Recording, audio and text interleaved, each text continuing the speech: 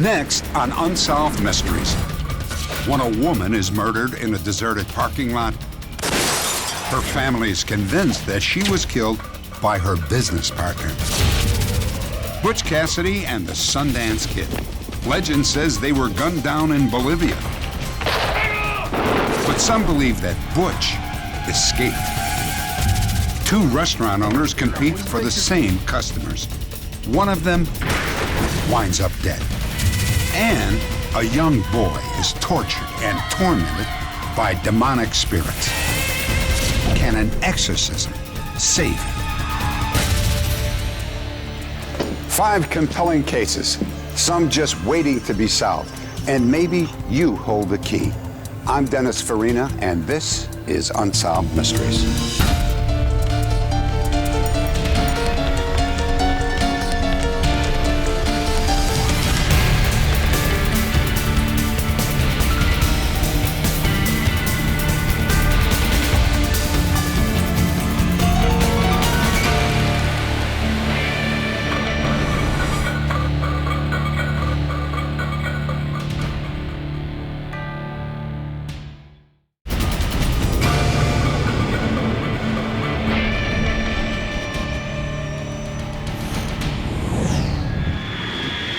Webster, Texas. This much is known. Joan Jeffries died alone and scared in a suburban parking lot.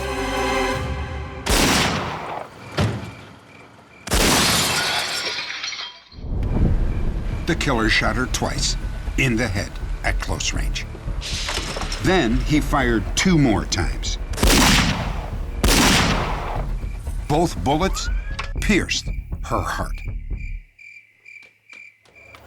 No one has ever been charged with the murder of Joan Jeffries, but her family is sure they know exactly who killed her.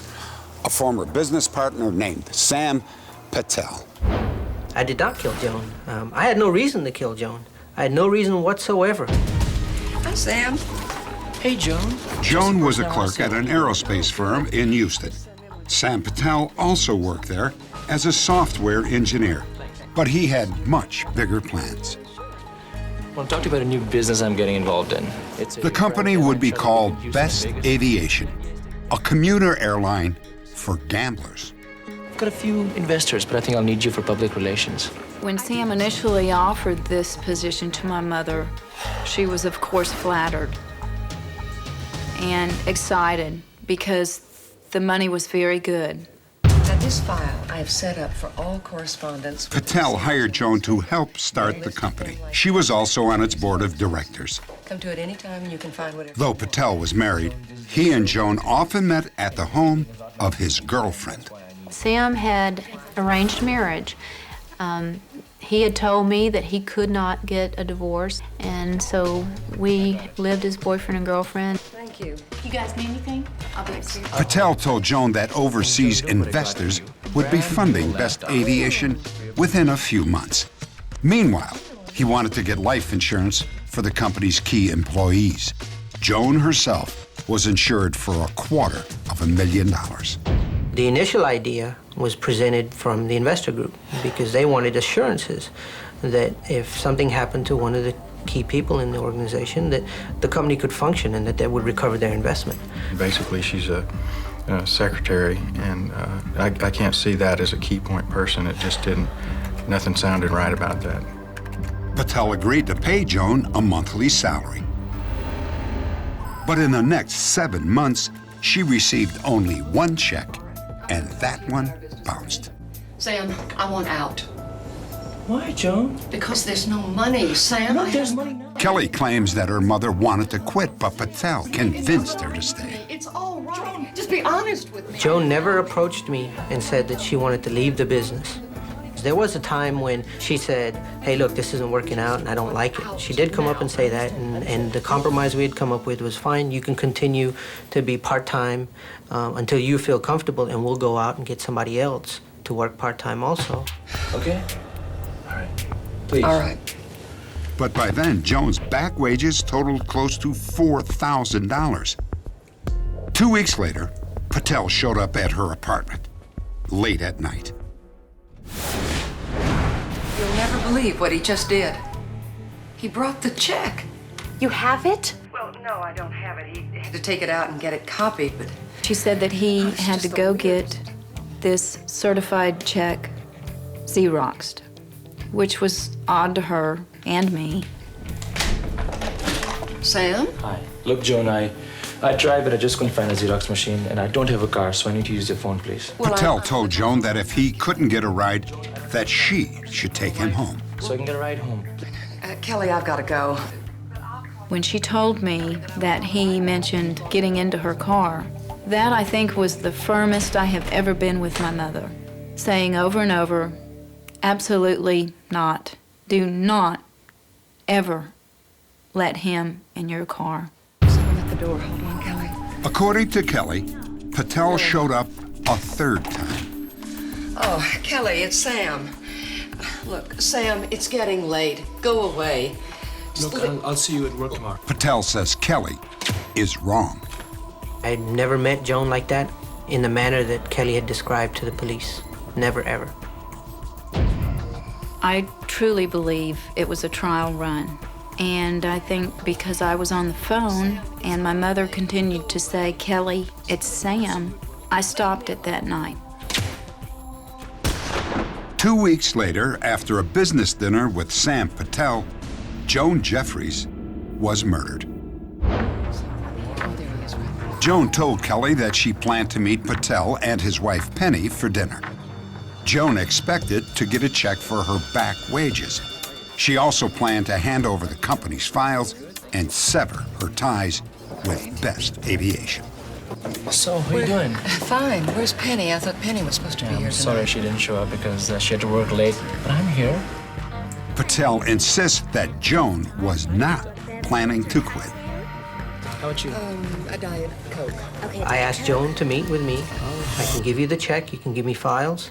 We can arrange for our meeting with the investor group for you to be there. And that was the purpose of the meeting. And guess what I have for you? I've got you your check. Is it good? It will be in a few days. See, the money's being transferred. Patel and Joan left the restaurant together at about 10 p.m. But Joan never made it home. Hey, Charlie. Now, best I can tell, a couple of shots to the head, another couple to the chest. By 9 a.m., detectives were at the crime scene trying to piece together what happened. Then I saw this. Can you see that over there? Necklace? Joan's purse and keys were missing, but she was still wearing her gold and diamond necklace. Robbery did not seem to be the motive. Because of the multiple gunshot wounds to the body, it would indicate that the offender is known to the victim or had a grudge or something of that nature. Could you account for your whereabouts right after leaving the restaurant? What happened? What were your actions? Yeah, we walked out in the parking lot. I spoke to her for 15, 20 minutes in the parking lot. I walked to her car. She went home, and I went to my girlfriend's house. Now, at any time, were you in her car? No, sir, I was never in a car. Are you sure about that? Yes, sir, I'm positive. I've never been in a car, and I was not in the car last night. The first interview that we had with Sam Patel, he told us that he had not been in Joan Jeffries' car. Later, in a second interview, he changed his story and said that he had, in fact, been in Joan's car and that we would find evidence of such in her car. Now, can you account for your movements after leaving the restaurant? Yes, when I went to my girlfriend's house, I rode the bicycle for a few minutes. You rode the bicycle? Yeah, around cul-de-sac for a few minutes. I guess your girlfriend will back you up on that. She sure can. What's her name? I opened the door, and Sam was there with a shirt wrapped around his neck. And I said, you know, what are you doing without your shirt on? It's cold out there, you're gonna catch a cold. And he said, I've been riding my bicycle. I was hot, I hadn't ridden a bike, I hadn't done any exercise in months and months. And I was going into the house. I took my shirt off and I had it over me and I was walking into the house. And that shirt has never been found. And I think it's a very crucial piece of evidence because he would have had to reach across Joan to take the keys out. And that shirt would have had a smear of blood all up the arm. There's no blood stains on it. I have it in my closet. And if whoever wants it, if the Webster Police Department would send me a real nice note saying, please, could we have the shirt, I would be glad to hand over the shirt to them.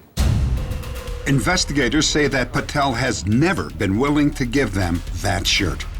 For Joan's family, Patel's refusal is just one more sign that he pulled the trigger.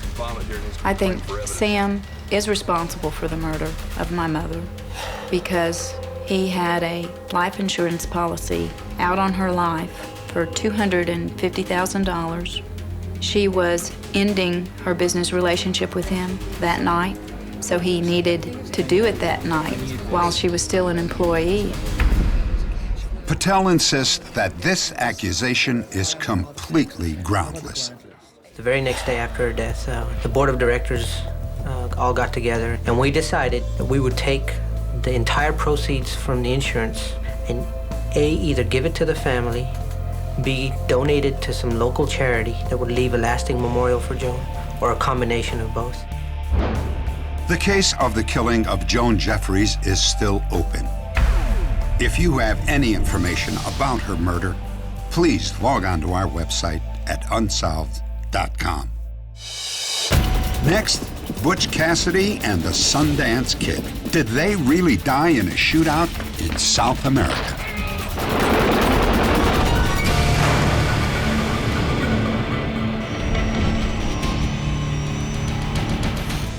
Robert Leroy Parker and Harry Alonzo Longabaugh. In the late 1800s, these two men became the legendary outlaws known as Butch Cassidy and the Sundance Kid.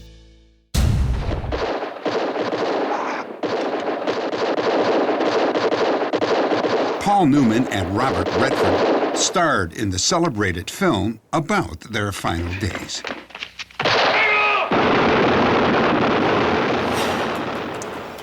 The movie, like history, tells us that Butch and Sundance died in a shootout in South America.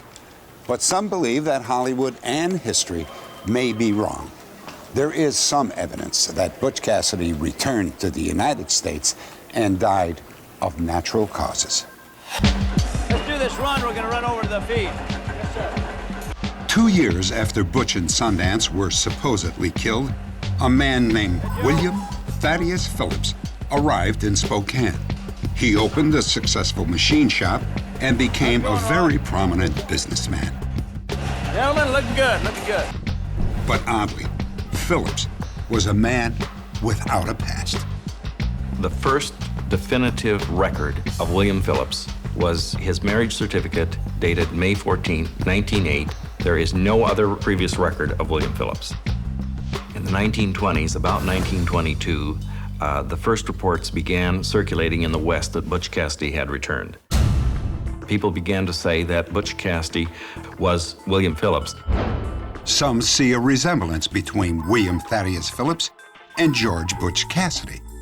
But if Phillips was Cassidy, then how did the outlaw escape from Bolivia? According to some historians, the account of how Butch and Sundance died can be credited to one man, Percy Siebert. Sargento, Capitán, está con los cadáveres. Siebert had worked with the outlaws at a tin mine in Bolivia and became very friendly with them. Percy was the one who identified the two men killed in the shootout as Butch and Sundance. But Siebert may have deliberately lied.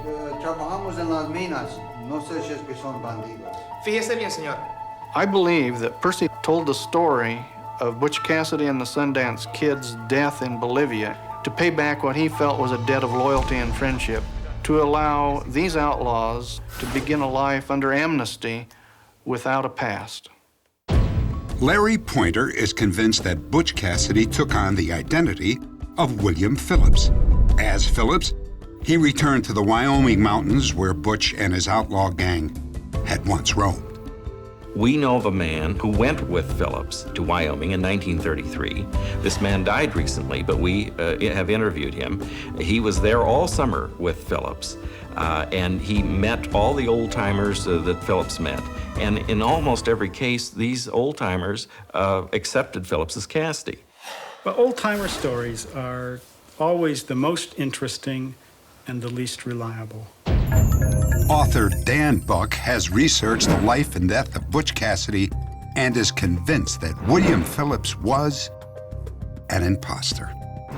The William Phillips story is chock full of old-timer tales, people that claim they were good friends with Cassidy and knew Phillips was Cassidy. And usually it's when asked by someone, when prompted by someone, well, you were a good friend of Butch Cassidy's, weren't you? And of course the answer is yes. Who wants to say no? In Wyoming, Phillips met a woman named Mary Boyd Rhodes. In 1934, Mary and her 16-year-old granddaughter, Ione, rode out to Phillips' campsite.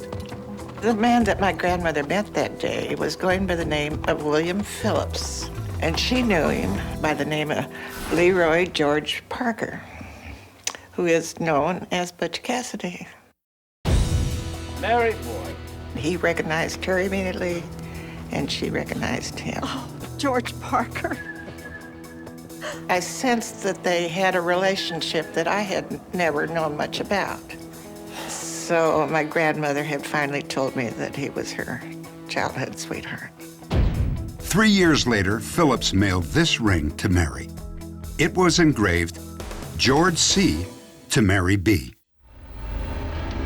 William Phillips died soon afterwards. I believe William Phillips pretended to be Butch Cassidy because he was having fun. He traveled out to the West, he met some people, he probably got some free beers, he certainly got a lot of adventures out of it. But several other clues do suggest that Butch and Phillips were one and the same. Phillips wrote a manuscript called The Bandit Invincible, The Story of Butch Cassidy. It contained specific details about Butch's adventures. So there's material in that manuscript that no one else knew, that had never been published.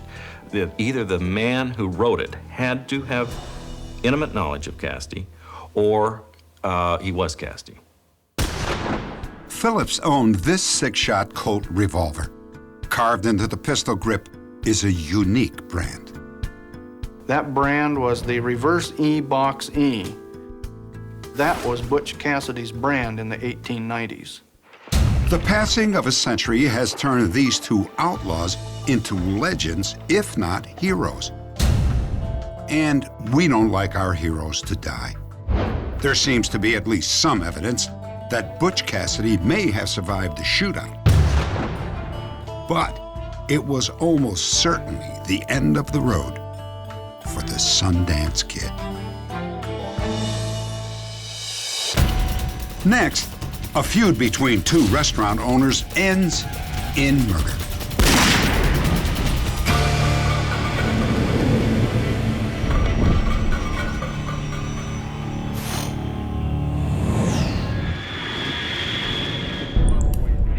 T.K. Hardy's Saloon was a popular bar and restaurant that attracted the university crowd in Athens, Georgia. The saloon's owner was T.K. Hardy. He rented space in a large complex of restaurants and shops. T.K. Hardy was an obnoxious Yankee when you first met him. He came on really strong, and when he came to town, it took me a little while to get used to him so that I would even want to have him as a tenant. Pretty good. How you doing? Pretty good. When you got to know TK, he was just a real teddy bear, just a really nice guy. He was enthusiastic about the complex and doing it right. Hardy's rival was a man named John Mooney, who also leased space in the same complex. His restaurant was called Somebody's Pizza. Mooney and T.K. Hardy never really got along because both men were trying to attract the same customers. When John Mooney came to town, he was the preppy, out of college, cool guy, and that lasted until he got the lease signed and got the place. Then John kind of got greedy. Hey, come see us next door, Nickel Beer, Somebody's Pizza. Come to Somebody's Pizza right next door. Good deal on beer. John started wanting to infringe on everybody else's business. His idea was to go up to TK's, pass out flyers on the deck for Nickel Beer, and draw TK's crowd down to his place. John, what do you think you're doing here? Hey, what does it look like? That just went all over TK. I mean, he couldn't stand it. That was the last straw. I'll tell you what this is. This is private property. I want you out of here right now. John Mooney and T.K. Hardy despised each other. They really had gotten to the point that there was no reconciliation between the two people. After 3 years of feuding, T.K. Hardy finally got the upper hand. He was able to lease the entire complex and evict John Mooney from his restaurant. After that, their feud escalated into a full-scale war. This is your eviction notice. Eviction notice? This is your eviction notice. You're out of here. 10 days later, TK arrived home in the early morning hours after closing up his saloon for the night. Someone was hiding in the shadows of his kitchen, watching him. When TK went into his study, the man followed. Then he shot TK once in the head. TK died instantly.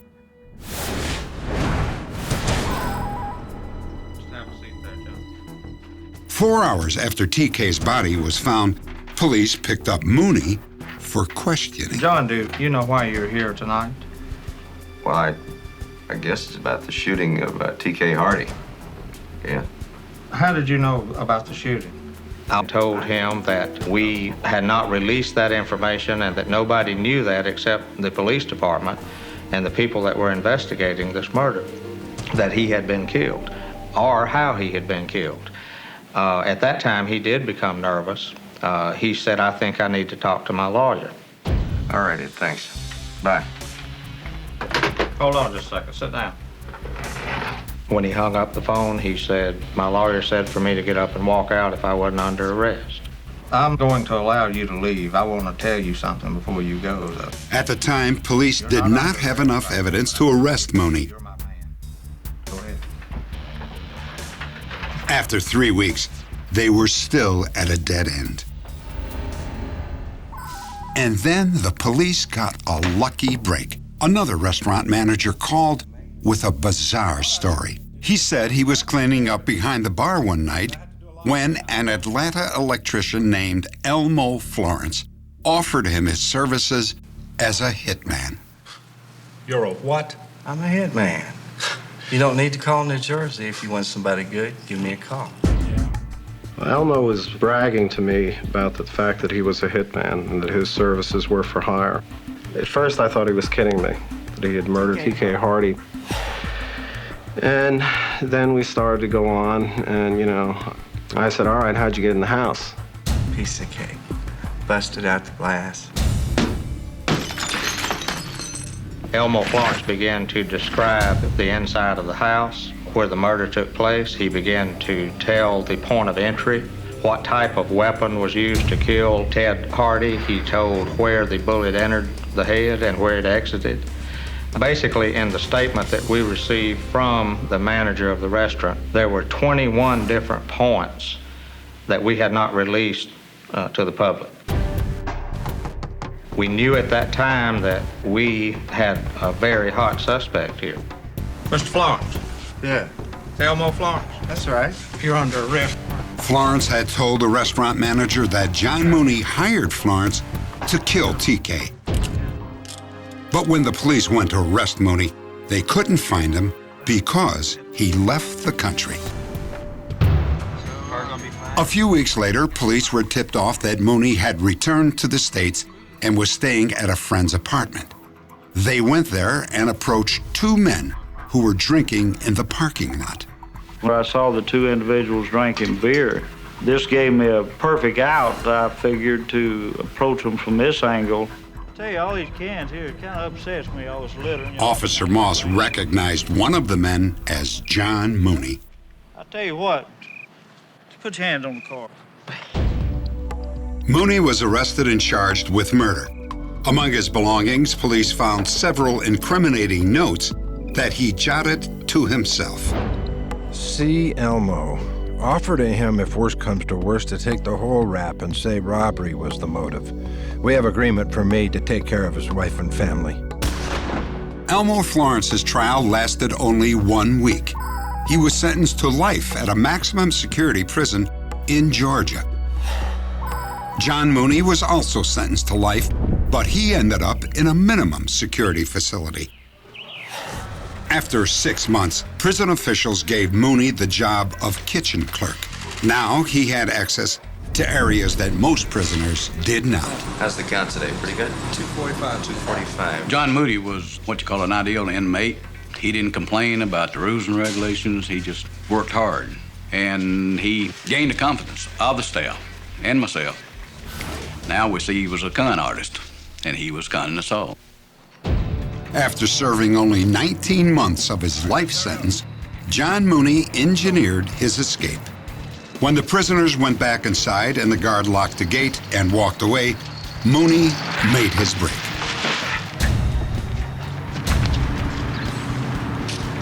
A getaway car was waiting. As Mooney ran to it, he threw off his uniform, piece by piece. 2 hours later, prison officials realized that Mooney was missing. But by then it was too late. Mooney had made his escape. Without the actions of Mooney and actually hiring somebody to take another person's life, T.K. Hardy would be here today. Unless John Henry Mooney is captured, he got away with murder. Update. Within just minutes of our broadcast, 2 viewers reported that John Mooney was living in this house in Scottsdale, Arizona, under the name Robert J. Kelly. He was immediately arrested. Mooney had been enrolled at Arizona State University and was working as an accountant. He was married and had a 1-year-old son. John Mooney was returned to prison in Georgia. He served his time and has been released. Next, a young boy says that his house is haunted. Even after an exorcism, the ghosts remain.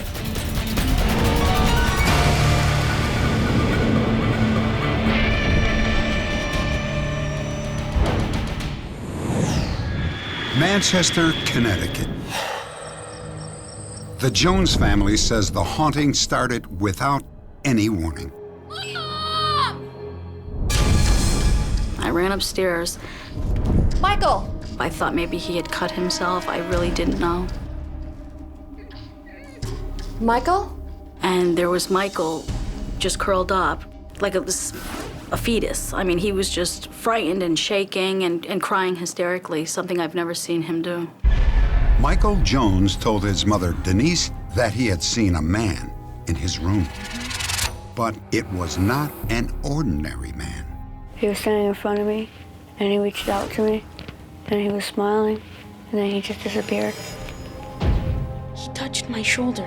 He was white, like the crayon color white. He said he was a ghost. I thought maybe something was wrong with Michael. I can't say I didn't believe in ghosts. I just never experienced something, so I never thought it would happen to us. Soon after Michael saw the ghost in his room, he was with his family visiting his grandmother. I was in the kitchen talking with my parents when Michael started screaming again. Mom! He says, "That's the man, that's the man." I says, "Michael, what is the man?" He says, "That man up on the wall in the picture, that's the man I see." I saw the picture, and I got scared because that was the man that I saw. The man in the picture Michael was pointing to was my grandfather, who had passed away when I was 10 years old. Michael had never met him. It was the first time that Michael had ever seen a picture of his great-grandfather.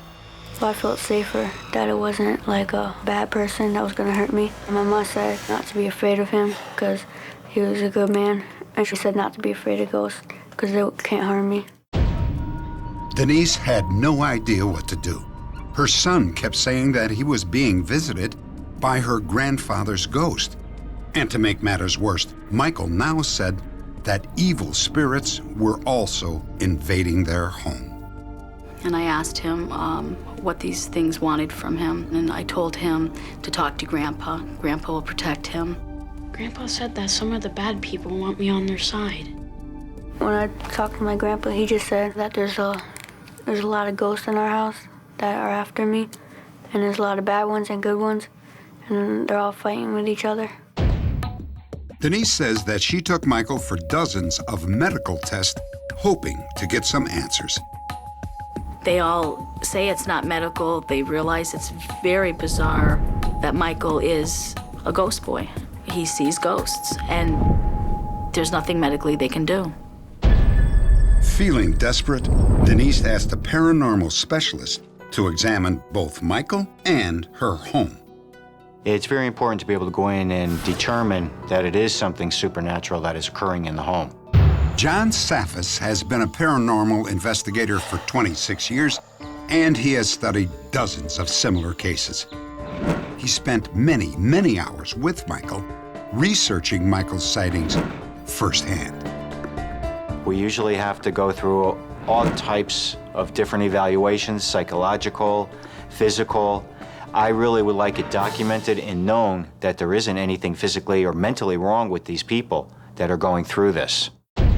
Michael's psychological profile also showed nothing unusual, but his drawings of a ghost he calls the Black Shadow Man told another story. Every day I'd see him. It's not really just the same Shadow Man, just like a bunch of different ones. I don't know why I see ghosts now. This is happening to me. Zaffis learned that when Michael was born, his heart stopped 26 times. My explanation is that he had near-death experiences. I believe since birth, he's had that ability where that door has been open for the spirit to be able to communicate back and forth with him. And I think it is at the point where it is trying very, very hard to be able to totally take Michael over. Denise was concerned that the bad spirits might be winning.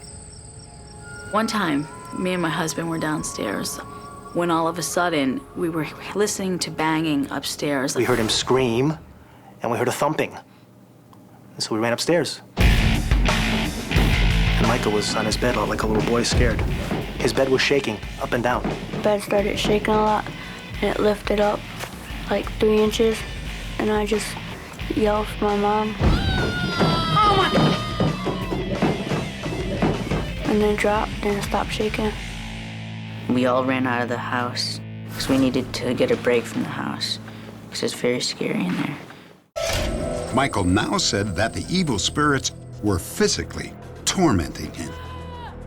Everything started getting worse, and they started hitting me and scratching me, poking me, and it hurt. Usually when there's a physical manifestation, scratches, bite marks, this is definitely a sign that something is either attached to that individual or it has some way gained access. And at that point is where it could be very, very vulnerable, where that person could go completely under possession. To protect her son from the intruders, Denise sold their home and moved the family across town. But the new house was no better. I was on the phone with my mother. Michael was sitting right next to me, watching TV, when all of a sudden he started screaming. Ah! What? We just looked at my brother, and we just saw like a scrape going all the way up his arm, and like it was drawing blood. I felt a sharp pain, like a knife, but it hurt really bad. After this incident, we needed someone who dealt with this, and I was able to find the bishop who agreed to give the exorcism. Denise felt that an exorcism was the only way to save Michael. They started performing an exorcism in Latin. I could tell there was something wrong with Michael. He kept looking to one side of the church. And I saw the Shadow Man in the front left corner of the room of the church. I could see his whole body and his feet. And he was just standing, and he was all black. And my stomach started burning. And I told the priest, and he gave me holy water and said, drink this. I was praying to God that it was going to work and help, and that Michael might be granted some relief. Although we were told it might not be the end all, it might have to be repeated. There may need to be a house exorcism. And they were right, because about 3 weeks later, it all began again. Over the next few years, Michael underwent 4 exorcisms and his family moved 8 times. But the improvement was always temporary. We just live one day at a time. It hurts when I see my son going through this. I don't know what to do. Do I see a brighter future for Michael and the family? Absolutely. There's many of families that go through this, and it's very difficult. And it's like the old saying goes, it's always the darkest before the dawn. Pretty much everything's been hard for me. So everything that's happened has been hard. Now I'm getting used to it. Next, a hired farmhand turns out to be a killer.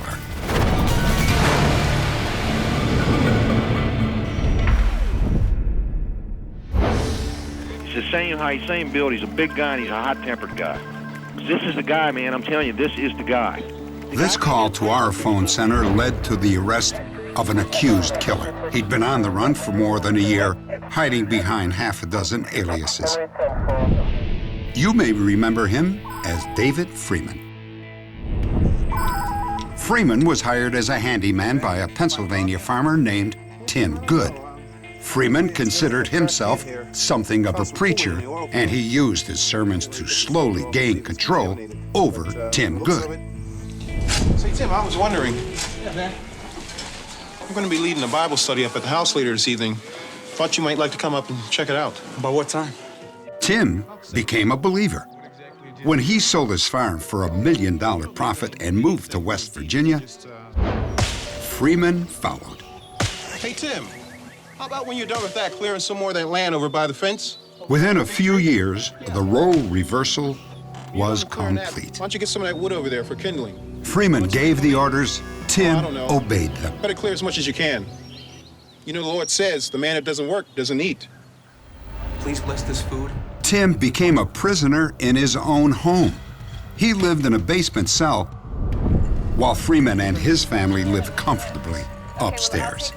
He indicated what chores Timothy Good was to perform that day. He even indicated what Timothy Good was to eat that day, if he was allowed to eat that day. Every aspect of Timothy Good's life was controlled by Dave Friedman. I'm studying, man, like you told me to do. Is that what I told you to do? Is there anything else I told you to do, Tim? Police believe that Freeman eventually strangled Tim and left his body in the basement. Yesterday?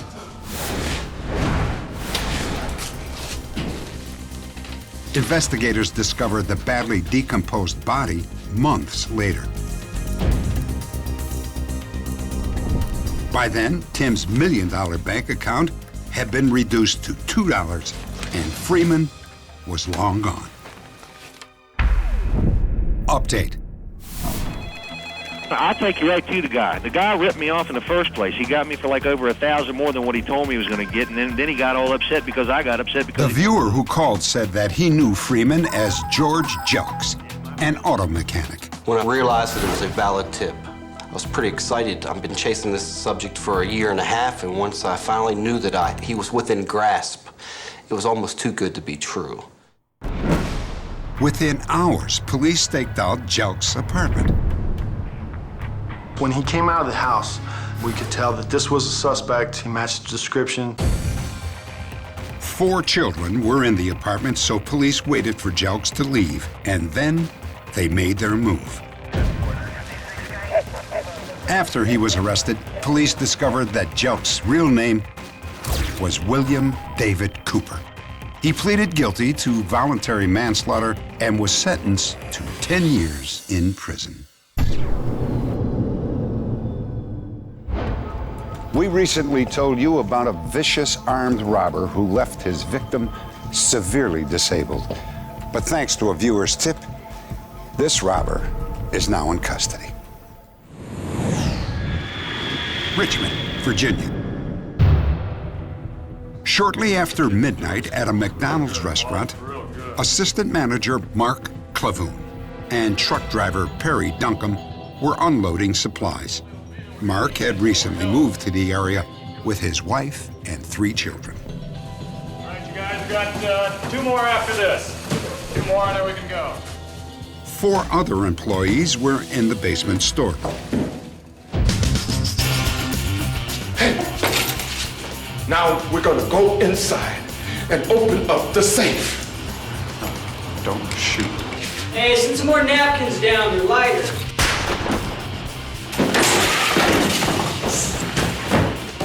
Hey, Parker, you all right?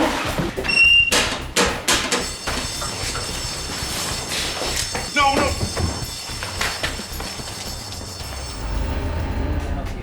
Mark Clevoon was shot once in the forehead at point-blank range. He didn't die, but he will never be the same. He suffered some severe brain damage and paralysis on the left side. He has regained partial use of his left leg, but he has no use of his left arm at all. And no matter what happens as far as apprehending these 2 individuals, it cannot outweigh the suffering that this family's going to go through for the rest of their lives. Police learned that the gunmen had fled on foot and that later they tried to steal a car from a woman in a nearby residential area. She had just arrived home and they attempted to accost her and take her keys away from her. They were identified by her as wearing the same type of clothing as the situation at the restaurant. She was able to get away from them and run into the house. The next morning, police made a surprising discovery only a few yards from the woman's house. The robbers had left behind their ski masks and gloves, as well as a .357 revolver.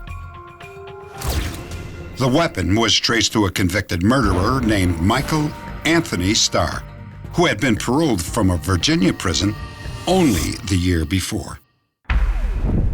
Update. Thanks to a viewer tip, police arrested Michael Anthony Starr. He was convicted of attempted robbery and 2 weapons violations. He was sentenced to 45 years in prison. He served his time and has been released.